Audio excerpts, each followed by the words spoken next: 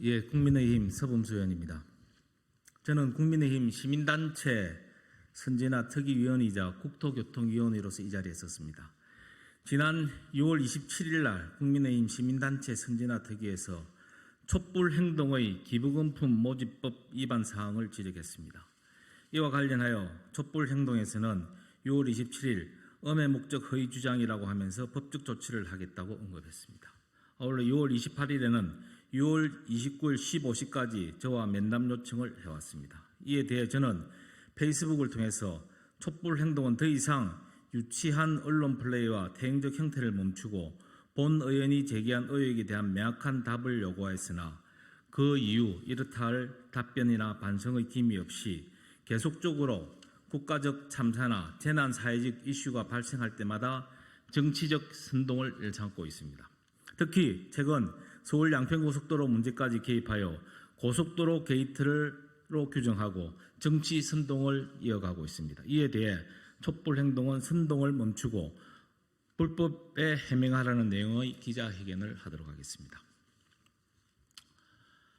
수많은 반정부 선동과 가짜뉴스로 국민의 눈을 가리고 여론을 호대해온 촛불행동은 더 이상 저급한 정치 선동을 멈추고 불법에 해명하기 바랍니다.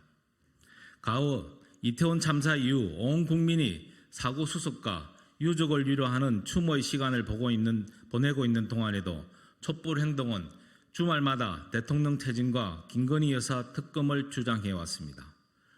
후쿠시마 오염수 방류와 관련해서도 대통령을 친일 이완용에 비유하거나 매국 역적으로 규정하고 방사능 오염수로 국민을 죽이려는 매국노 윤석열이라고까지 지칭하고 사진까지 유포한 바 있습니다. 또한 천안함 폭침과 관련해서는 천안함 사건이 북한의 폭침으로 발생했다는 것은 명확한 증거가 없으며 해당 사건에 대한 정부의 공식 발표를 신뢰하기 어렵다고 주장까지 했습니다. 촛불행동은 지금까지 국가적 참사나 재난 사회적 이슈가 발생할 때마다 정치 선동을 통해 정략적 이익을 얻고 우리 사회를 분열과 갈등으로 몰아넣었습니다. 그뿐만이 아닙니다. 심지어 대통령 부부 한동훈 법무부 장관의 얼굴 사진을 붙인 인형을 향해 할쏘기 행사를 해서 논란이 일어나기도 했습니다. 최근에는 양평 고속도로 문제를 고속도로 게이트로 규정하고 국회의원과 시민단체를 모아 공동 기자회견까지 하면서 정치 공세를 이어가고 있습니다. 결국 촛불행동은 시민단체의 탈을 선 정치단체입니다. 정치단체인 촛불행동은 매주 대통령 퇴진과 김건희 여사 특검을 요구하며 도심 집회를 열고 국민적 갈등과 정오를 불러일으키고 있습니다.